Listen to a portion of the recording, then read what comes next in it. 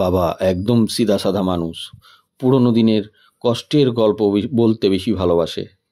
ছেলে SSC pass করে চাকরি পাওয়ার আনন্দই ছিল, কিন্তু বাতিল হয়ে যাওয়ায় মাথায় হাত। কি হয়েছে বাপ, পেয়ারা খান, চুপ না কেন? বাবা আমার এসএসসি চাকরি বাতিল হয়ে গেছে। কেমনে আবার? কইলো সব বাতিল, আবার নতুন কইলে হবে। হায় রে, হালার জীবনে সুখ আইলে 2 দিনও থাকবে না, কইলাম না।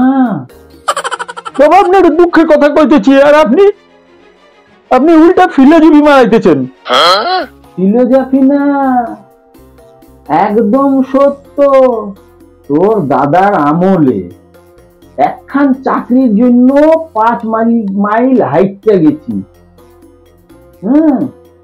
গরু আইসা খাতাখানি খাইয়া ফেলাই। বাবা দয়া কইরা ইতিহাস লেকচার দেবেন না, এখন কি করুম? কি করবি আবার? পরীক্ষা দে, আবার পড়াশোনা কর। পড়াশোনা? পরীক্ষা হলে তো গিয়া দেখুম আমার পাশে 2 মাসের বাচ্চা নিয়া পরীক্ষা দিতেছে।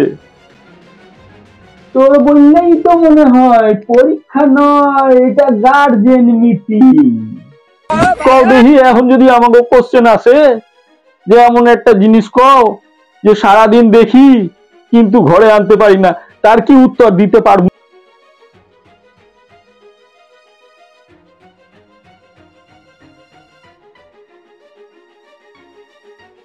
পাশের বাড়ির বৌদি। বাবা সরকারে চাকরি দিয়ে কাইটটা দিল, আমি কি সরকারি জমি রাম গাছ যখন খুশি তখন কাটবে? হায় রে, একটা চাকরিও টেকতেছে না দেশে বেকার ছেলেদের। পেঁয়াজের দামের মতো ওঠানামা করতেছে। আহা বাবা, পেঁয়াজের দাম তো বাড়ে, আমার ভাগ্য দিন দিন দেই নিচের দিকে কমতেছে। হ্যাঁ, সরকার একটা কিছু করবই। বাবা সরকার কবে কি করছে যে এবার করবে? চল একটা চা খাইয়ে আসি, পলিটিক্যাল নিয়ে কথা কইলে মাথা গরম হয়ে যাবে।